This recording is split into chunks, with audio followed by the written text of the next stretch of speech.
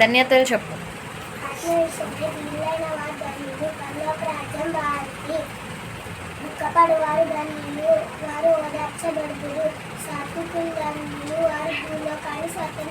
ఆగొకసారి. సాత్వికులు ధన్యులు, వారు భూలోకాన్ని స్వతంత్రించు. ఏదైనా ఎగ్జాంపుల్ చెప్తావా స్టోరీ?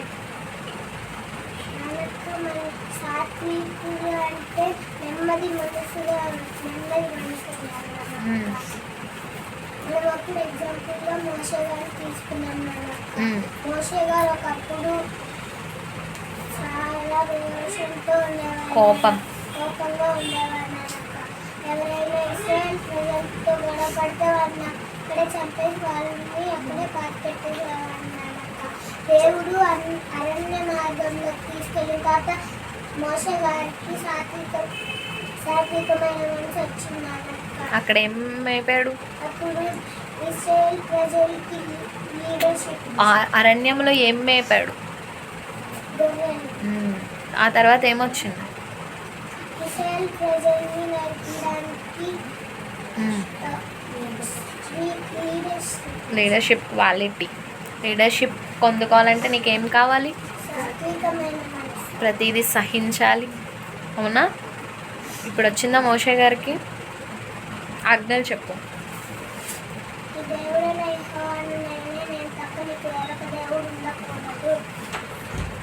ఆకాశం ఉందే కానీ కింద భూమి అందే కానీ భూమి కింద కానీ ఏ విగ్రహమైనను ఏ రూపమైనను వాటికి పూజింపకూడదు, వాటిని సాగిలి పడకూడదు. దేవుడైన యెహోవా నామముని పెద్దగా ఉచ్చరింపకూడదు. విశ్రాంతి దినమును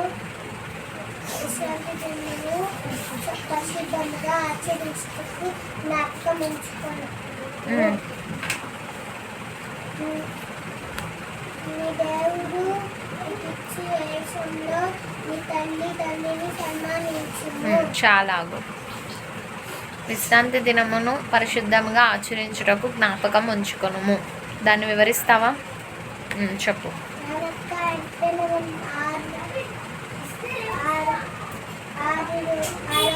6 రోజుల్లోనే పనులన్నీ ముగించుకోవాలి. అప్పుడు ఇస్రాయేల్ వాళ్ళకి సాటర్డే ఉండేది చర్చ్.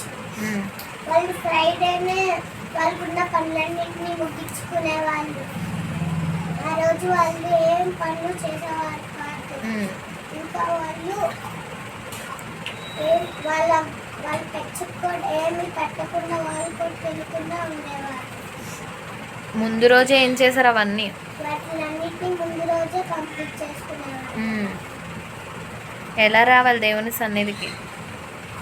కుటుంబంతో రావాలన్న. కుటుంబంతో వస్తే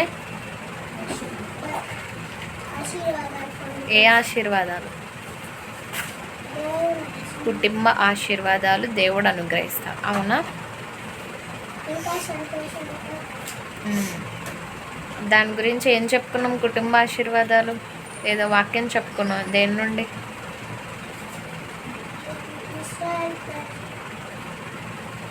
ఒక వాక్యం చెప్పుకున్నాం. ఫాదర్ గురించి, మదర్ గురించి, పిల్లల గురించి చెప్పు.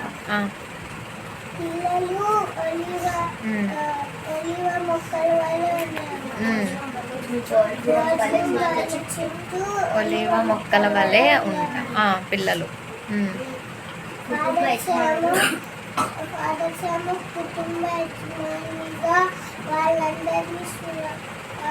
కష్టార్జితము అనుభవిస్తారు. మదర్ ఫలించు. Very good. క్లాప్స్ కొట్టండి అందరు చేసి.